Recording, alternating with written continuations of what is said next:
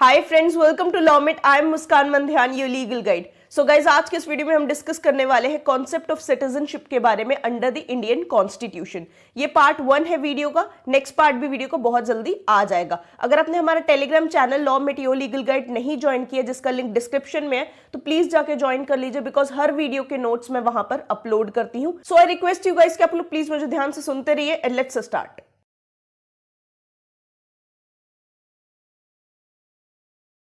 पहला है meaning of citizenship, right. नागरिकता का मतलब क्या होता है वो समझना हमारे लिए जरूरी है। सो सिटीजनशिप एक तरीके से इंडिविजुअल का स्टेटस हमें बताती है, राइट। सिटीजनशिप इंडिविजुअल का स्टेटस बताती है as a full and responsible member of a political community, right. वो एक फुल रिस्पॉन्सिबल पॉलिटिकल कम्युनिटी का एक मेंबर रहता है और इस स्टेटस को हम सिटीजनशिप कहते हैं, राइट। किसी इंडिविजुअल के स्टेटस को हम as a full and responsible member, ठीक है, जब वो अपनी रिस्पॉन्सिबिलिटीज कंप्लीट कर रहा है पॉलिटिकल कम्युनिटी के टूवर्ड्स, तो हम उस इंडिविजुअल को उस पॉलिटिकल कम्युनिटी का सिटीजन कह सकते हैं। और ये जो स्टेटस है उस इंडिविजुअल का, उसे हम सिटीजनशिप कहेंगे। सिटीजन्स को सिविल एंड पॉलिटिकल राइट्स मिले रहते हैं, राइट, और उन्हें प्रोटेक्शन भी मिला रहता है उस पॉलिटिकल कम्युनिटी से। पॉलिटिकल कम्युनिटी का मतलब है स्टेट या कंट्री या नेशन, राइट। अब जाहिर सी बात है, आपको स्टेट की तरफ से प्रोटेक्शन मिला है, सिविल एंड पॉलिटिकल राइट्स मिले हैं, तो आपकी भी ड्यूटी है स्टेट के टूवर्ड्स, राइट। आपके भी कुछ फंडामेंटल ड्यूटीज हैं, ऑब्लिगेशंस हैं, जो स्टेट के टूवर्ड्स भी हैं। सिर्फ स्टेट के टूवर्ड्स ही नहीं है, आपके जो बाकी इंडिविजुअल्स हैं, ठीक है, जो लोग स्टेट में रह रहे हैं, उनके टूवर्ड्स भी आपकी एक ड्यूटी है, राइट। तो आप स्टेट से प्रोटेक्शन रिसीव करते हो एज अ सिटीजन, और आप स्टेट को अपनी ड्यूटीज देते हो या अपनी ड्यूटीज अपनी फुलफिल करते हो। मतलब इतना समझ लो, वन वे कुछ भी नहीं होना है। अगर सिटीजन कुछ कर रहा है तो स्टेट को उसके लिए कुछ करना है, स्टेट आपके लिए कुछ कर रहा है तो सिटीजन को उसके लिए कुछ करना है। ऐसा नहीं होना चाहिए कि सिर्फ स्टेट की तरफ से ही जो हो रहा है, सिटीजन कुछ कर ही नहीं रहे, राइट। सी देखो, यहाँ पे भी लिखा है there is a two way relationship between an individual and the state, ठीक है। स्टेट और इंडिविजुअल के बीच में रिलेशनशिप रहता है जो दोनों तरफ से ही रहता है, राइट। इसी को हम सिटीजनशिप कहते हैं। यहाँ बहुत अच्छा चार्ट भी दिया हुआ है इस टू वे रिलेशनशिप को बताने के लिए। देखो, इंडिविजुअल जो है वो ड्यूटीज एंड ऑब्लिगेशंस देता है स्टेट को, ठीक है, उसकी तरफ से मतलब पूरी करता है, और एलिजेंस देता है। एलिजेंस मतलब लॉयल्टी, ठीक है। तो एक इंडिविजुअल अपनी ड्यूटीज पूरी करता है स्टेट के टूवर्ड्स और लॉयल रहता है स्टेट के साथ। स्टेट क्या देता है इंडिविजुअल को? प्रोटेक्शन देता है, civil, political and social rights देता है, राइट। अब हम कॉन्स्टिट्यूशनल प्रोविजंस की तरफ बढ़ रहे हैं, तो मैं आपको स्ट्रिक्टली बोलूंगी अपना बेयर एक्ट लेकर बैठिए, ठीक है। कॉन्स्टिट्यूशन का बेयर एक्ट लेकर बैठिए और कान खोल लीजिए, बिल्कुल ध्यान से आपको ये चीज समझनी है, अदरवाइज ये चीजें समझ में आने वाली नहीं है। जो इंडियन कॉन्स्टिट्यूशन है वो हमें comprehensive provision relating to citizenship नहीं देता है। कॉम्प्रिहेंसिव प्रोविजन मतलब एक डिटेल्ड प्रोविजन, ठीक है, एक पूरा अच्छे से लिखा हुआ प्रोविजन अबाउट सिटीजनशिप जो पूरा हो, ठीक है, जिसमें हर चीज लिखी हो सिटीजनशिप से रिलेटेड, वो प्रोविजन कॉन्स्टिट्यूशन हमें नहीं देता है। जो पार्ट 2 है कॉन्स्टिट्यूशन का, ठीक है, जो सिटीजनशिप के प्रोविजंस के बारे में बात करता है, राइट। पार्ट 2 जो है कॉन्स्टिट्यूशन का, वो सिर्फ उन लोगों की क्लासेस के बारे में बात करता है, लोगों की उन क्लासेस के बारे में बात करता है जो लोग सिटीजन होंगे ऑन 26 जनवरी 1950, ठीक है। यानी जब कॉन्स्टिट्यूशन कमेंस हुआ था तब कौन कौन लोग सिटीजन्स थे, उन लोगों के बारे में बात करता है पार्ट 2 ऑफ द कॉन्स्टिट्यूशन। फिर से सुनिए मैंने क्या बोला। जो पार्ट 2 है संविधान का, वो ये कहता है कि कौन कौन से लोग सिटीजन्स होंगे जब कॉन्स्टिट्यूशन कमेंस हुआ। कॉन्स्टिट्यूशन कब कमेंस हुआ था? 26 जनवरी 1950। यानी 26 जनवरी 1950 को कौन कौन लोग इंडियन सिटीजन्स थे, उन लोगों की बात करता है part 2 of the constitution, right. यानी हमारे दादा परदादा की बात करता है, ठीक है, कि वो सिटीजन्स थे या वो सिटीजन्स नहीं थे, राइट। मेरे दादाजी, आपकी दादी जी, ऐसे करके बात करता है, राइट।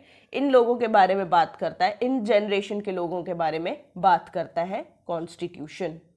तो ये तो सिर्फ इन लोगों के बारे में बात करता है, मैं दादा लोगों के बारे में बात करता है, परदादा जी लोगों के बारे में बात करता है। हम और आप कहाँ जाएंगे?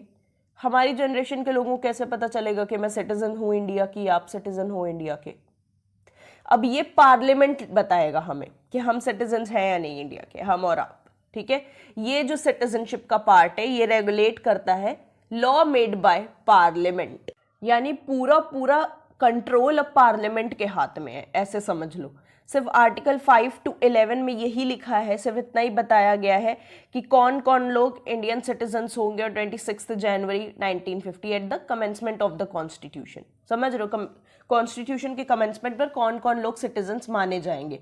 बाकी जो रूल्स एंड लॉज है सिटीजनशिप के रिगार्डिंग वो पार्लियामेंट अपने से देखेगा, वो पार्लियामेंट लॉ बनाकर डिसाइड करेगा कि बाकी चीजें सिटीजनशिप के रिगार्डिंग कैसे रेगुलेट होनी है। तो इतनी वाइड पावर्स मिली हुई है पार्लियामेंट को सिटीजनशिप के रिगार्डिंग, राइट। अब पार्लियामेंट को बहुत ज्यादा वाइड पावर्स मिली हुई थी, ठीक है। पार्लियामेंट को सिटीजनशिप के रिगार्डिंग ताकत मिली थी कि वो रूल्स एंड रेगुलेशंस बना सकता है। तो फिर आया पार्लियामेंट की तरफ से Indian citizenship act 1955, right. Parliament में इनैक्ट हुआ इंडियन सिटीजनशिप एक्ट 1955। सो ये एक्ट क्या बोलता है, किस चीज के बारे में बात करता है? एक्ट बात करता है कि हमें सिटीजनशिप मिलेगी कैसे, अक्वायर कैसे करेंगे सिटीजनशिप, और हमारी सिटीजनशिप छीनी भी जा सकती है, ठीक है। हमारी सिटीजनशिप हमसे वापस ली जा सकती है, तो वापस कैसे ली जाएगी उसके बारे में भी बात करता है। दो चीजों के बारे में, अक्वायर कैसे करेंगे, अक्विजिशन कैसे होगा सिटीजनशिप का, टर्मिनेशन कैसे होगा सिटीजनशिप का, हमारी सिटीजनशिप वापस भी ली जा सकती है, टर्मिनेट की जा सकती है, तो वो कैसे होगा, ठीक है। तो ये पोजीशन के कौन डिसाइड करेगा? पार्लियामेंट डिसाइड करेगा, राइट। ये आफ्टर 1950 की पोजीशन है, राइट। सो कॉन्स्टिट्यूशन का जो पार्ट 2 है वो कमेंसमेंट ऑफ कॉन्स्टिट्यूशन, ठीक है। यानी जब कॉन्स्टिट्यूशन आया 26 जनवरी 1950 को, कौन कौन लोग सिटीजन्स होंगे उसकी बात करता है, राइट। या उससे पहले कौन कौन लोग सिटीजन्स होंगे उसकी बात करता है।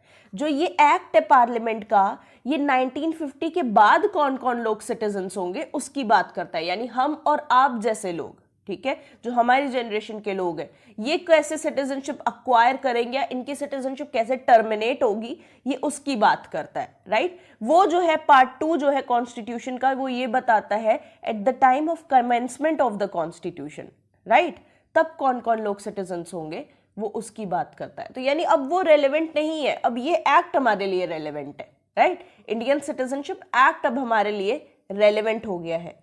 सो आर्टिकल 5 to 11, ठीक है, आर्टिकल्स 5 to 11 सिटीजनशिप के बारे में बात करते हैं इंडियन कॉन्स्टिट्यूशन में।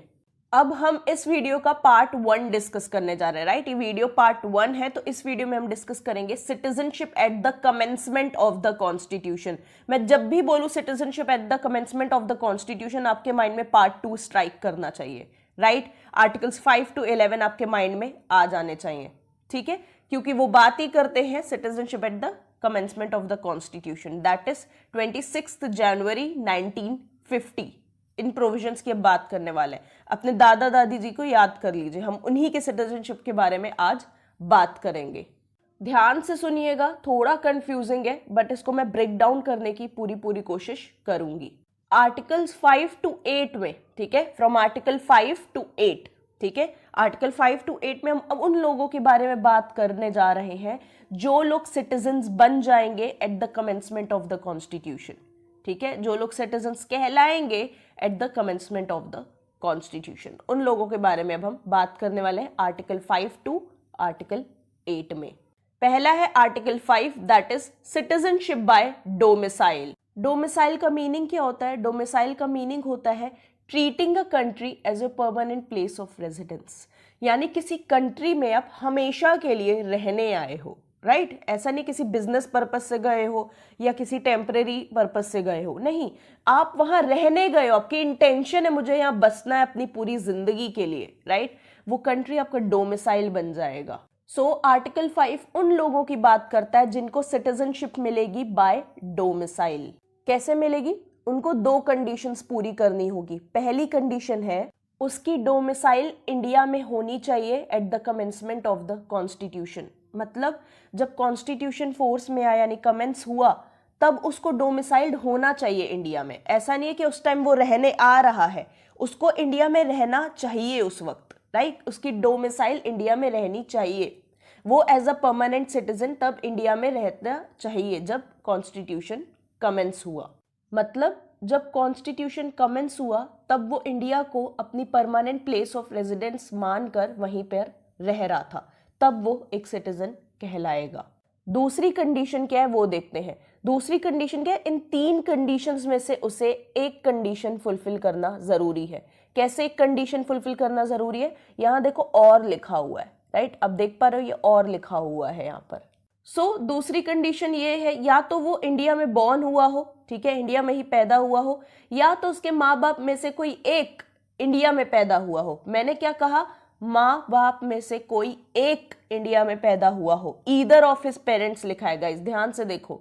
या तो वो इंडिया में 5 साल से रह रहा हो एक ऑर्डिनरी सिटीजन की तरह, ठीक है, एक आम सिटीजन की तरह, एक आम नागरिक की तरह वो इंडिया में 5 साल से रह रहा हो before the commencement of the constitution, ठीक है, यानी 26 जनवरी 1950 के 5 साल पहले से, ठीक है, वो इंडिया में रह रहा हो एक आम नागरिक की तरह, तब उसे एक नागरिक माना जाएगा इंडिया का।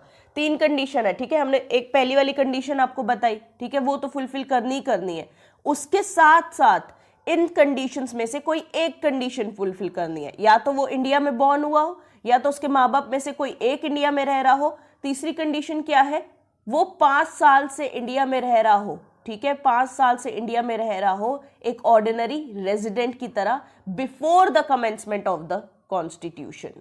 तो एक वो वाली कंडीशन पूरी करनी है और इन 3 कंडीशंस में से कोई एक कंडीशन उसे फुलफिल करनी होगी। यहां और लिखा हुआ है इसीलिए कोई एक कंडीशन फुलफिल करनी है, राइट। अगर एंड लिखा होता तो सारी कंडीशंस कंपलसरी बन जाती। हमारे लिए डिफरेंस समझना बहुत ज्यादा जरूरी है बिटवीन डोमिसाइल एंड रेजिडेंस। जो टर्म डोमिसाइल है उसे कॉन्स्टिट्यूशन में कहीं भी डिफाइन नहीं किया गया है, राइट। रेजिडेंस एक सफिशिएंट कंडीशन नहीं है टू कॉन्स्टिट्यूट डोमिसाइल, ठीक है, आप कहीं भी रह रहे हो, ठीक है, वो आपका रेजिडेंस है, तो इसका मतलब ये नहीं है कि वो आपका डोमिसाइल हो गया, राइट। मैं कहीं भी रह रही हूँ, कहीं गई हूँ रहने के लिए अपने काम से या किसी भी पर्पस से, तो जरूरी नहीं है वो जगह मेरी डोमिसाइल हो जाए, ठीक है, वो मेरी रेजिडेंस है, बिकॉज मैं वहां रह रही हूँ तो ऑब्वियसली वो मेरी रेजिडेंस है, ठीक है, बट वो जरूरी नहीं है मेरा डोमिसाइल बन जाए बिकॉज वो मेरा रेजिडेंस है। सो अगर मुझे अपने रेजिडेंस को अपना डोमिसाइल बनाना है, ठीक है, जहां पर मैं रह रही हूं, अगर मुझे उसे अपना डोमिसाइल बनाना है तो मेरे पास एक इंटेंशन होनी चाहिए कि मैं परमानेंटली उसे अपना घर बनाना चाहती हूँ, राइट। रेजिडेंस को अगर मुझे डोमिसाइल में कन्वर्ट करना है तो वहां पे एक इंटेंशन होनी चाहिए इंसान के अंदर कि हाँ उसे उस जगह को अपना परमानेंट होम बनाना है, राइट। ये मतलब होता है डोमिसाइल और रेजिडेंस के बीच में, ठीक है। जरूरी नहीं है जहां आपका रेजिडेंस है वो आपकी डोमिसाइल हो, ये चीज जरूरी नहीं है। 2 तरीके की डोमिसाइल्स होती हैं, पहला है डोमिसाइल बाय ओरिजिन, दूसरा है डोमिसाइल बाय चॉइस। अब ये मैं डिस्कस नहीं करने वाली हूं, don't worry. So Pradeep Jain versus Union of India के केस में क्या हुआ वो देखते हैं। So Pradeep Jain versus Union of India के केस में सुप्रीम कोर्ट ने ये हेल्ड किया, ठीक है, सुप्रीम कोर्ट ने ये हेल्ड किया कि आर्टिकल 5 सिर्फ एक तरीके की डोमिसाइल को रिकॉग्नाइज करता है, वो है डोमिसाइल ऑफ इंडिया। सो जो माइनर्स होते हैं, जो 18 साल के नीचे के लोग होते हैं, 18 साल के नीचे के जो बच्चे रहते हैं, ठीक है, उनकी क्या डोमिसाइल होगी, वो अपने पापा की डोमिसाइल को फॉलो करेंगे। एक मैरिड वुमेन अपने हस्बैंड की डोमिसाइल को फॉलो करेगी। एक विडो या एक विधवा, उनका क्या डोमिसाइल होगा, या तो वो अपने हस्बैंड की जिनकी डेथ हो चुकी है उनकी डोमिसाइल को फॉलो करें, उन्हीं को माने, ठीक है, या वो अपनी डोमिसाइल बदल भी सकती है, चेंज कर सकती है। Yes, the right to change the domicile is available to legally independent people, ठीक है, डोमिसाइल को चेंज करने का अधिकार लीगली इंडिपेंडेंट लोगों को मिला हुआ है। अब आर्टिकल 6 की तरफ हम बढ़ते हैं और यहाँ पे क्या है आर्टिकल 6 में, citizenship of migrants to India from Pakistan, ठीक है। सिटीजनशिप राइट्स उन लोगों के क्या होंगे जो पाकिस्तान से इंडिया आए थे, उन लोगों के राइट्स की हम बात करने वाले हैं। यानी मेरे दादाजी जब पाकिस्तान में रहते थे, जब पार्टीशन नहीं हुआ था, राइट, जब पाकिस्तान अलग नहीं हुआ था तो मेरे दादाजी पाकिस्तान में रहते थे, तो जब पार्टीशन के वक्त वो पाकिस्तान से इंडिया वापस आए तो ठीक है ना, जब वो पाकिस्तान से इंडिया वापस आए तो उनके सिटीजनशिप राइट्स क्या थे वो हम डिस्कस करने जा रहे हैं यहां पर। सो जो लोग पाकिस्तान से इंडिया माइग्रेट हुए हैं उन्हें हम दो कैटेगरीज में बांटेंगे। पहली कैटेगरी है उन लोगों की जो लोग बिफोर 19 जुलाई 1948 इंडिया में आ गए, ठीक है, बिफोर 19 जुलाई 1948। दूसरी कैटेगरी है उन लोगों की जो लोग ऑन 19 जुलाई 1948 इंडिया में आए या आफ्टर 19 जुलाई 1948 इंडिया में आए, ठीक है। दो कैटेगरी के लोगों की यहाँ पे बात की गई है। जो 19 जुलाई 1948 के पहले इंडिया में आए थे वो फर्स्ट कैटेगरी के लोग हैं। दूसरी कैटेगरी के लोग हैं जो ऑन 19 जुलाई 1948 इंडिया में आए थे या आफ्टर 19 जुलाई 1948 इंडिया में आए थे। सो नॉट विद स्टैंडिंग से स्टार्ट हो रहा है आर्टिकल 6। नॉट विद स्टैंडिंग का मतलब क्या होता है? इन स्पाइट ऑफ होता है, ठीक है। नॉट विद स्टैंडिंग का मतलब इन स्पाइट ऑफ होता है। So in spite of anything in article 5, ठीक है, notwithstanding anything in article 5, इसका मतलब होता है कि आर्टिकल 6 का ओवरराइडिंग इफेक्ट है आर्टिकल 5 पर। मींस अगर आर्टिकल 5 और आर्टिकल 6 में कभी कोई कॉन्फ्लिक्ट आता है, ठीक है, कभी कोई कॉन्फ्लिक्ट उठता है तो आर्टिकल 6 प्रिवेल करेगा। क्यों? क्योंकि आर्टिकल 6 की लैंग्वेज ऐसी है कि not with standing anything in article 5, यानी आर्टिकल 5 में कोई कुछ भी लिखा है उसके बावजूद, ठीक है, कुछ भी लिखा है उसके बावजूद जो आर्टिकल 6 में है, ठीक है, ये मतलब होता है नॉट विद स्टैंडिंग का। ओवरराइडिंग इफेक्ट देता है ये आर्टिकल 6 को, किसके ऊपर? आर्टिकल 5 के ऊपर। सो इस कॉन्स्टिट्यूशन के कमेंसमेंट पर, ठीक है, इस कॉन्स्टिट्यूशन के कमेंसमेंट पर हम एक इंसान को इंडियन सिटीजन तभी मानेंगे जब या तो वो या उसके पेरेंट्स में से कोई एक, ठीक है, या मम्मी पापा में से कोई एक या उसके ग्रैंड पेरेंट्स में से कोई एक इंडिया में बॉर्न हुआ हो, ठीक है, या तो वो या तो उसके माँ बाप में से कोई एक या तो उसके ग्रैंड पेरेंट्स में से कोई एक इंडिया में बॉर्न हुआ हो as defined in the government of India act 1935, ठीक है, एज ओरिजिनली इनैक्टेड, ठीक है, यानी गवर्नमेंट ऑफ इंडिया एक्ट 1935 जब ओरिजिनली इनैक्ट हुआ था, ठीक है, जब ओरिजिनली बना था एज ओरिजिनली इनैक्टेड, तो उसमें उसके अंडर में हम किसी को तभी सिटीजन ऑफ इंडिया मानेंगे जब वो या उसके माँ बाप में से कोई एक या तो उसके ग्रैंड पेरेंट्स में से कोई एक इंडिया में बॉर्न हुआ हो as defined in which act? In government of India act 1935। So ये जो कंडीशन है जो अभी अभी हमने डिस्कस की, ये दोनों ही केसेस पे अप्लाई होती है। जो लोग 19 जुलाई 1948 के पहले आए थे उन पे भी अप्लाई होती है, जो लोग 19 जुलाई 1948 को या उसके बाद आए थे इंडिया में उन पर भी अप्लाई होती है। सो या तो वो लोग जो ऑन 19 जुलाई 1948 इंडिया में आए हैं या उसके बाद आए हैं उन्हें सिटीजन ऑफ इंडिया तभी रजिस्टर किया जाएगा। किसके द्वारा रजिस्टर किया जाएगा? उन्हें रजिस्टर किया जाएगा गवर्नमेंट ऑफ इंडिया द्वारा अपॉइंट किए गए एक ऑफिसर के, ठीक है, एक ऑफिसर अपॉइंट किया जाएगा गवर्नमेंट ऑफ इंडिया द्वारा, वो रजिस्टर करेगा इन लोग को as a citizen of India जब ये लोग एक एप्लीकेशन देंगे इस ऑफिसर को। एप्लीकेशन कब देनी है? 26 जनवरी 1950 जब कमेंस हुआ कॉन्स्टिट्यूशन, उसके पहले ही इनको ये एप्लीकेशन देनी होगी उस ऑफिसर को। किस फॉर्म और किस मैनर में देनी होगी वो बताएगी गवर्नमेंट ऑफ इंडिया, ठीक है, किस फॉर्म और किस मैनर में आपको एप्लीकेशन देनी है वो गवर्नमेंट ऑफ इंडिया बताएगी, ठीक है। तो एक सबसे पहली कंडीशन जो हमने डिस्कस की कि वो इंडिया का रहना चाहिए या उसके माँ बाप इंडिया के रहने चाहिए या उसके ग्रैंड पेरेंट्स इंडिया के रहने चाहिए as defined in government of India act 1935, ये पहली कंडीशन थी। दूसरी कंडीशन हमने जो आपको बताई, ठीक है, ये पहली कंडीशन है। और फिर ये इन दो कंडीशंस में से जो अभी हमने डिस्कस की, बिफोर 19 जुलाई वाली, ठीक है, और एक ही ऑन या आफ्टर 19 जुलाई वाली, इसमें से कोई एक कंडीशन आपको फुलफिल करनी है, ठीक है। अब यहां एक और चीज जुड़ी हुई है सेकेंड कंडीशन से, यानी जो लोग ऑन या आफ्टर 19 जुलाई आए हैं उनके साथ एक कंडीशन और जुड़ी हुई है, देखते हैं वो क्या है। सो जो लोग 19 जुलाई 1948 को या उसके बाद इंडिया में आए हैं पाकिस्तान से, उन्हें at least 6 months preceding to the date of application देने के पहले 6 months तक इंडिया में रेजिडेंट बनकर रहना चाहिए, ठीक है। तो इसका एक एग्जाम्पल मैंने दिया हुआ है। सपोज मैंने एप्लीकेशन दी 22 जुलाई 1948 को, ठीक है, यानी आफ्टर 19 जुलाई, ठीक है। 22 जुलाई 1948 को मैंने एक application the government of India द्वारा अपॉइंट किए गए एक ऑफिसर को, जो मुझे एज अ सिटीजन रजिस्टर करेगा, ठीक है।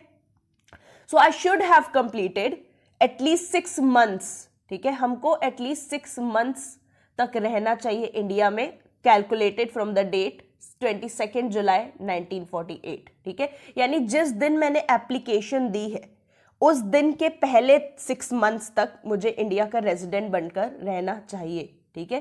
तभी मैं एक सिटीजन ऑफ इंडिया बन पाऊंगी। वीडियो को पॉज करके ध्यान से सोच समझ कर समझो मैं क्या कह रही हूँ। कंफ्यूजिंग नहीं है ये सारी चीजें, ध्यान से सुनोगे समझ में आएगा। जिस दिन मैंने एप्लीकेशन दी, ठीक है, जिस दिन मैंने एप्लीकेशन दी उस डेट से 6 मंथ्स पहले तक, उस डेट से 6 मंथ्स पहले तक मुझे रेजिडेंट बनकर रहना होगा इंडिया में, तभी मुझे सिटीजनशिप मिल पाएगी इंडिया की। ये कंडीशन जुड़ी हुई है उन लोगों के साथ जो लोग 19 जुलाई को या उसके बाद इंडिया में रहने आए हैं, राइट। जिनका माइग्रेशन हुआ है पाकिस्तान से इंडिया का, उनके पास एक इंटेंशन होनी चाहिए परमानेंटली रहने की इंडिया में। ये भी कहा गया एक केस में सुप्रीम कोर्ट के, ठीक है। उनकी इंटेंशन परमानेंटली रहनी चाहिए कि उन्हें इंडिया में ही रहना है, और ये इंटेंशन बाद में भी उनकी फॉर्म हो सकती है, कोई प्रॉब्लम नहीं है। आर्टिकल 7 डिस्कस करते हैं, जिसमें है citizenship of migrants to Pakistan from India, यानी इंडिया से जो लोग पाकिस्तान गए हैं उनके सिटीजनशिप राइट्स के बारे में अब हम बात करने वाले हैं। आर्टिकल 7 नॉट विद स्टैंडिंग से स्टार्ट हो रहा है, मतलब आर्टिकल 7 का ओवर राइडिंग इफेक्ट है आर्टिकल 5 और आर्टिकल 6 पर। यानी अगर इन सबके बीच में कॉन्फ्लिक्ट होता है, इन 3 आर्टिकल्स के बीच में कॉन्फ्लिक्ट होता है, तो आर्टिकल 7 ही प्रिवेल करेगा।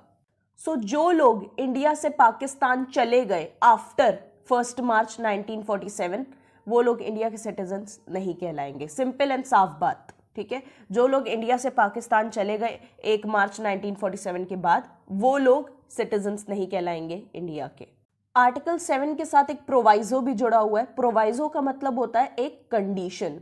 ये प्रोवाइजो ये कहता है आर्टिकल 7 उन लोगों पर नहीं लगेगा जो लोग पाकिस्तान से इंडिया वापस आ गए under a permit for resettlement, under a permit of for resettlement या परमानेंट रिटर्न इशूड बाय और under the authority of any law.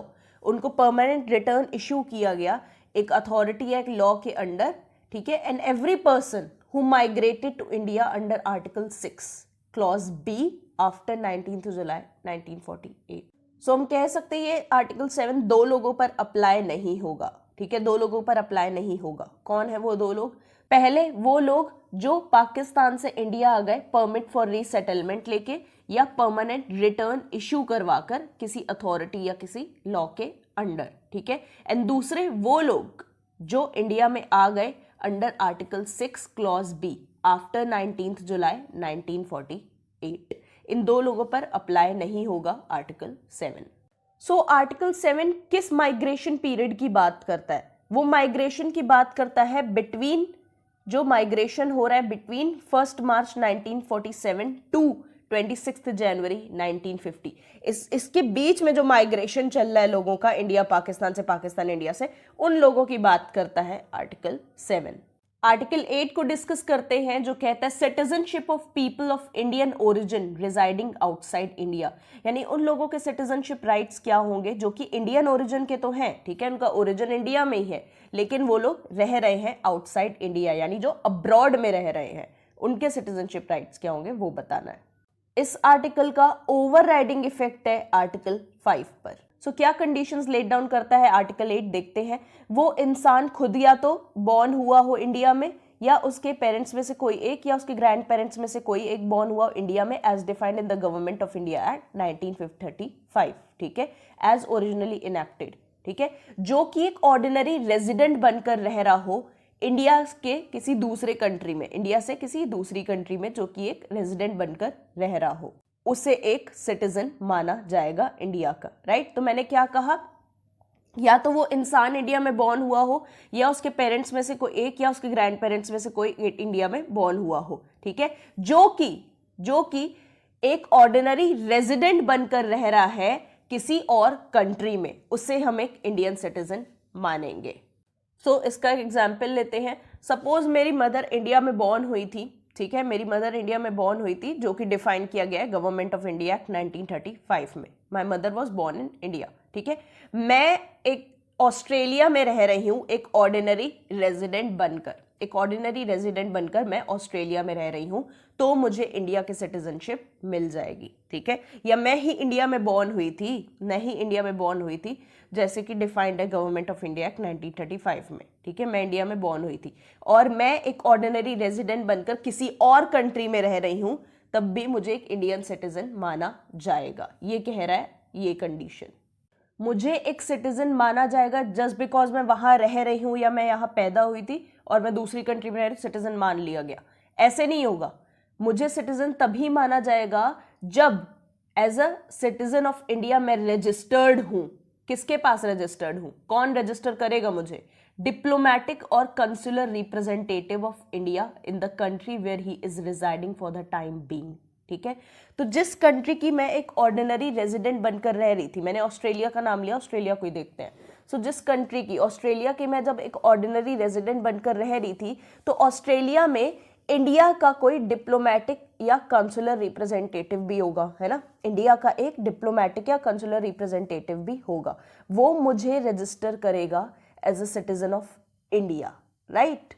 एक बार ध्यान से समझते हैं फिर से। देखो, या तो मैं, या तो मेरे पेरेंट्स में से कोई एक, या तो मेरे ग्रैंड पेरेंट्स में से कोई एक इंडिया में बॉर्न होना चाहिए, ठीक है। और मैं एक ऑर्डिनरी रेजिडेंट बनकर किसी और कंट्री में रहती होनी चाहिए, ठीक है। किसी और कंट्री में रहना चाहिए मुझे एक ऑर्डिनरी रेजिडेंट बनकर, ठीक है। तो मुझे अगर एक सिटीजन बनना है इंडिया का, तो उसके लिए क्या करना होगा? जिस कंट्री में रह रही हूँ मैं, वहाँ पर इंडिया के डिप्लोमेटिक या कंसुलर रिप्रेजेंटेटिव के पास मुझे जाना होगा और जो भी प्रोसेस है पूरा करके मुझे वो एक सिटीजन ऑफ इंडिया बना देगा, ठीक है। इतना करना है। सो मैं गई उस डिप्लोमेटिक कंसुलर रिप्रेजेंटेटिव के पास, ठीक है। उसके पास मुझे जाके क्या करना है? उसे एक एप्लीकेशन मुझे देनी होगी, राइट। वेदर बिफोर और after the commencement of this constitution, मुझे उसे एक एप्लीकेशन देनी होगी कॉन्स्टिट्यूशन का कमेंसमेंट के पहले, यानी 26 जनवरी 1950 के पहले या उसके बाद, ठीक है। किस फॉर्म और मैनर में देनी होगी, क्या क्या फॉर्मेट रहेगा उसका, वो government of the dominion of India या गवर्नमेंट ऑफ इंडिया डिसाइड करेगी, ठीक है। वो government of the dominion of India decide करेगी या गवर्नमेंट ऑफ इंडिया डिसाइड करेगी कि किस फॉर्म या मैनर में एप्लीकेशन मुझे देनी है। बात समझ गए क्या क्या हुआ? मुझे अगर इंडिया का सिटीजन बनना है, मैं ऑर्डिनरी रेजिडेंट बनकर ऑस्ट्रेलिया की रह रही हूँ, ठीक है। मुझे अब बनना है इंडिया का सिटीजन, तो मैं वहां के इंडिया के डिप्लोमेटिक या कंसुलर रिप्रेजेंटेटिव के पास जाऊंगी जो ऑस्ट्रेलिया में है। मैं उसे एक एप्लीकेशन दूंगी, ठीक है, बिफोर या आफ्टर 1950, 26 जनवरी 1950, उस फॉर्म और मैनर में जो कि government of the dominion of India decide करेगी या गवर्नमेंट ऑफ इंडिया डिसाइड करेगा। डोमिनियन का मतलब क्या होता है? डोमिनियन क्यों बोल रही हूँ मैं? Government of the dominion of India क्यों बोल रही हूँ? क्योंकि डोमिनियन का मतलब होता है एक ऑटोनॉमस यूनिट, ठीक है। Autonomous unit within the British Empire, यानी within the British Empire एक ऑटोनॉमस यूनिट होना, which were equal in status, जो ब्रिटिश के इक्वल थी स्टेटस में, लेकिन अभी भी उनके ऊपर क्राउन का कंट्रोल था कहीं ना कहीं, ठीक है। अभी भी उन्हें क्राउन की तरफ एलिजेंस बरकरार रखनी थी, अपनी लॉयल्टी बरकरार रखनी थी। सो इंडिया का स्टेटस एज अ डोमिनियन कब तक था? 1950 तक था। इंडिया का एक डोमिनियन स्टेटस 1950 तक था, तभी मैंने वहां कहा government of the dominion of India या गवर्नमेंट ऑफ इंडिया। आर्टिकल 9 को डिस्कस करते हैं, जो कि कहता है persons voluntary acquiring citizenship of a foreign state not to be citizens, यानी वो लोग जो लोग अपनी मर्जी से किसी और कंट्री की सिटीजनशिप अक्वायर कर रहे हैं, वो लोग अब सिटीजन्स नहीं रह जाएंगे इंडिया के। सो जिन लोगों ने वॉलेंट्री अपनी मर्जी से किसी और स्टेट की सिटीजनशिप अक्वायर कर ली है, ठीक है, सिटीजनशिप अक्वायर कर ली है, अब वो लोग वापस से इंडिया की सिटीजनशिप अक्वायर नहीं कर सकते हैं अंडर आर्टिकल 5, 6 एंड 8। अब हम आर्टिकल 10 डिस्कस करेंगे, जो कहता है continuance of the rights of citizenship. Subject to, जब किसी क्लॉज में आपको सब्जेक्ट टू देखने को मिलता है उसका मतलब होता है अफेक्टेड बाय, ठीक है, यानी वो जो क्लॉज है, वो पर्टिकुलर जो क्लॉज है वो किसी दूसरे क्लॉज से अफेक्ट हो रहा है, ठीक है, यानी इस क्लॉज की वैल्यू कम है, उस क्लॉज जिससे वो अफेक्ट हो रहा है उसकी वैल्यू ज्यादा है, ठीक है, उस क्लॉज का एक तरीके से असर होगा इस क्लॉज पर जिसमें लिखा है सब्जेक्ट टू। सो जो लोग भी सिटीजन्स थे इंडिया के या जिनको भी हमने सिटीजन ऑफ इंडिया माना था in under any of the foregoing provisions, जो भी प्रोविजंस अभी तक हमने डिस्कस किए हैं उनमें हमने फोरगोइंग प्रोविजन मतलब जो डिस्कस किए हैं अभी तक, ठीक है, उनमें किसी को भी हमने अगर इंडिया का सिटीजन माना था या वो सिटीजन्स थे इंडिया के, ठीक है, shall continue to be a citizen of India, वो लोग सिटीजन ऑफ इंडिया रहेंगे, ठीक है, subject however to the provisions of any law made by the parliament, ठीक है, लेकिन यहाँ पे सब्जेक्ट टू लिखा हुआ है, मतलब ये क्लॉज एक तरीके से इस पर असर होगा पार्लियामेंट के लॉ का, ठीक है, वो लोग कंटिन्यू करेंगे, वो लोग सिटीजन्स रहेंगे इंडिया के, they shall be a citizen of India, लेकिन अगर कोई लॉ बना देता है पार्लियामेंट, अगर कोई लॉ बनाता है पार्लियामेंट तो उस लॉ का असर इस क्लॉज पर देखने को मिलेगा, बिकॉज ये clause subject to the law made by parliament है, ठीक है, यानी ये क्लॉज पर असर देखने को मिलेगा पार्लियामेंट का हमें, ठीक है, हम कह सकते हैं पार्लियामेंट के लॉ का एक तरीके से ओवरराइडिंग इफेक्ट होगा इस क्लॉज पर, ठीक है, हम ये चीज कह सकते हैं, यहाँ पार्लियामेंट को पार मिली हुई है, भले ही वो लोग इंडिया के सिटीजन्स हैं या जिनको भी हमने सिटीजन्स माना है अभी तक के आर्टिकल्स में, ठीक है, अभी तक के आर्टिकल्स जो भी हमने डिस्कस किए, जिसको भी हमने इंडिया के सिटीजन्स माना है या वो हैं इंडिया के सिटीजन्स, ठीक है, वो रहेंगे इंडिया के सिटीजन, ठीक है, उनको हम इंडिया के सिटीजन ही मानेंगे, लेकिन अगर कोई लॉ बनाया पार्लियामेंट में, ठीक है, पार्लियामेंट ने कोई लॉ बनाया सिटीजनशिप से रिलेटेड तो उसका असर इस क्लॉज पर देखने को हमें मिलेगा। आर्टिकल 11 कहता है parliament to regulate the right of citizenship by law, ये हमारा आखिरी आर्टिकल है आज के वीडियो का, तो ये कह रहा है parliament to regulate the right of citizenship by law, यानी पार्लियामेंट जो है वो सिटीजनशिप का अधिकार रेगुलेट करेगा, उसे कंट्रोल करेगा एक लॉ बनाकर। कुछ चीज़ें ना आपको फील लेके समझनी होती है, अब हर एक वर्ड नहीं समझाया जा सकता है, इसीलिए मैंने कहा कि आप बेयर एक्ट साथ में लेकर बैठो, ठीक है, आप वो खुद समझोगे, खुद रीड करोगे, एक तरफ से तो मैं समझा रही हूँ, आप एक बार उसे रीड भी कर लोगे ना तो आपको मैं जो समझा रही हूँ, जो आपने रीड किया तो आपको वो क्लॉज समझ में आ जाएगा, ठीक है, ऐसे अकेले पढ़ोगे तो समझ में नहीं आएगा, एक मैं भी पढ़ ही रही हूँ आपके साथ एक तरीके से, तो और ज़्यादा अंडरस्टैंडिंग बैठेगी, समझ रहे हो। अब यहाँ पे है डेरोगेट फ्रॉम, डेरोगेट फ्रॉम का मतलब होता है किसी चीज की इंपॉर्टेंस कम कर देना, किसी चीज को कम इंपॉर्टेंस देना या किसी को कम इंपॉर्टेंस देना, राइट, ये मतलब होता है डेरोगेट फ्रॉम। आपके लिए मुझे इतनी ज़्यादा मेहनत करनी पड़ रही है यार, प्लीज़ शेयर ज़रूर करिएगा वीडियो को, नए हैं तो बेल आइकन को ज़रूर से प्रेस कर दीजिएगा। कोई प्रॉब्लम है, डाउट है तो लॉ पीप्स मेरी इंस्टा आईडी है जिसका लिंक डिस्क्रिप्शन में भी दिया है, वहाँ पर आके आप मुझसे बात कर सकते हैं, कमेंट सेक्शन में डाल सकते हैं।